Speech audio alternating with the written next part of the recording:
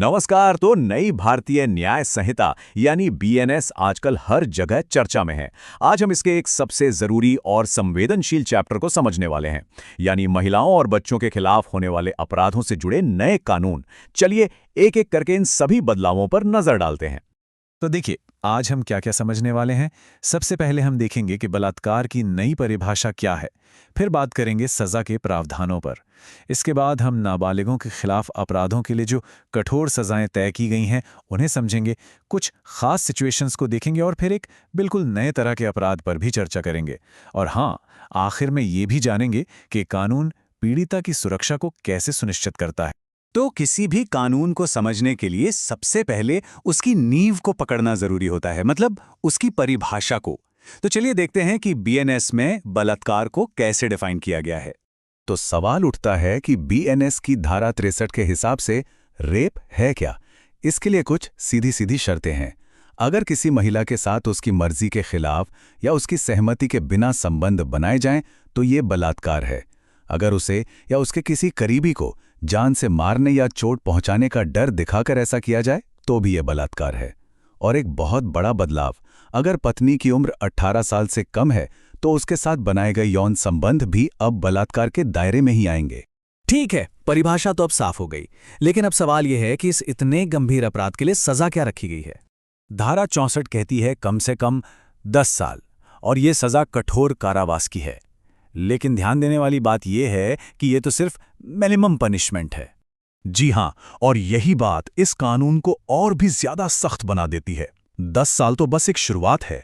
मामले की गंभीरता को देखते हुए अदालत इस सजा को आजीवन कारावास तक बढ़ा सकती है, जिसका मतलब है कि अपराधी अपनी बाकी की पूरी जिंदगी जेल में ही गुजारेगा। और साथ ही जुर्माने का भी प्रावधान है। चलिए अब बात करते हैं एक ऐसे हिस्से की जहां कानून भाई कोई भी नरमी बरतने के मूड में नहीं है। बीएनएस नाबालिगों के खिलाफ होने वाले अपराधों को लेकर बेहद सख्त है और इसके लिए सजा भी उतनी ही कठोर है। जरा इस टेबल पे नजर डालिए। ये साफ दिखाता है कि जैसे जैसे पीड़िता की उम्र कम होती है, सजा कितनी ज्यादा कठोर हो जाती है। धारा 65 के मुताबिक अगर पीड़िता की उम्र 16 साल से कम है तो दोषी को कम से कम 20 साल की सजा होगी, जिसे आजीवन कारावास तक बढ़ाया जा सकता है।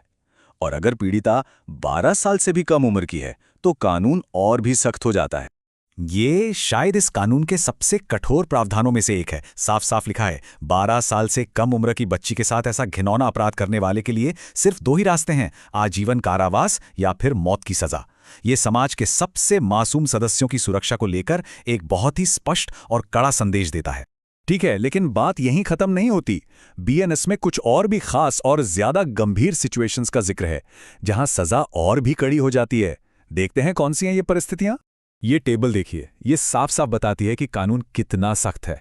पहला, धारा 66, अगर अपराध के चलते पीड़िता की मौत हो जाए या वो वेजिटेटिव स्टेट में चली जाए तो सजा 20 साल से लेकर मौत की सजा तक हो सकती है।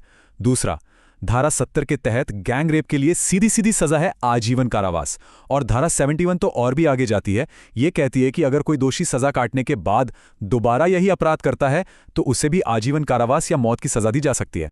इनके अलावा 2 और बहुत ही खास मामले हैं। पहला है धारा 68। ये उन लोगों पर लागू होती है जो अपनी पोजीशन, अपनी ताकत का गलत इस्तेमाल करते हैं, जैसे कोई पुलिस वाला, जेलर या अस्पताल का स्टाफ। ऐसे मामलों में 5 से 10 साल की सजा का प्रावधान है। वहीं धारा 67 कानूनी तौर पर अलग रह रहे पति पत्नी के मामलों को देखती है, जहां पति द्वारा बिना सहमति के संबंध बनाने पर 2 से 7 साल तक की जेल हो सकती है।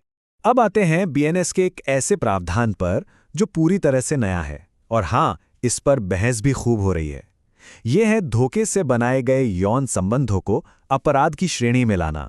जी हां, आपने सही सुना। बीएनएस में सेक्शन 69 एक बिल्कुल नया अपराध जोड़ता है। इसका सीधा सीधा मकसद उन सिचुएशन से निपटना है जहां सहमति तो थी, लेकिन वो सहमति धोखे से, फरेब से हासिल की गई थी। तो सवाल ये है कि कानून की नज़र में धोखा है क्या? ये स्लाइड इसे एकदम साफ कर देती है। अगर कोई व्यक्ति शादी का झूठा वादा करके अपनी असली पहचान, जैसे कि अपना नाम, धर्म या मैरिटल स्टेटस छिपाकर या फिर नौकरी और प्रमोशन का लालच देकर किसी महिला से यौन संबंध बनाता है, तो अब ये धारा 69 के तहत एक संगीन अपराध माना जाएगा। और इस नए अपराध के लिए सजा वो भी कम नहीं है। दोषी पाए जाने पर 10 साल तक की जेल हो सकती है और साथ में जुर्माना भी लगेगा। तो सजा की बात तो हो गई, लेकिन कानून का एक और बहुत जरूरी काम होता है, और वो है पीड़िता की सुरक्षा और उसके सम्मान को बचाना। चलिए देखते हैं कि बीएनएस इसके लिए क्या करता है। तो बीएनएस ने पीड़िता की प्राइवेसी को बचाने के लिए कह सकते हैं कि दो बहुत मजबूत दीवारें खड़ी की हैं। पहली दीवार है धारा 72। ये साफ साफ कहती है कि पीड़िता का नाम या उसकी पहचान जाहिर करने वाली कोई भी जानकारी छापी नहीं जा सकती। और दूसरी दीवार है धारा 73, जो अदालत की कार्रवाई को बिना इजाजत के प्रकाशित करने पर रोक लगाती है। मकसद बिल्कुल साफ है, पीड़िता को समाज के दबाव और अपमान से बचाना। और हाँ, ये नियम सिर्फ कहने के लिए नहीं है, इन्हें तोड़ने पर सजा भी है।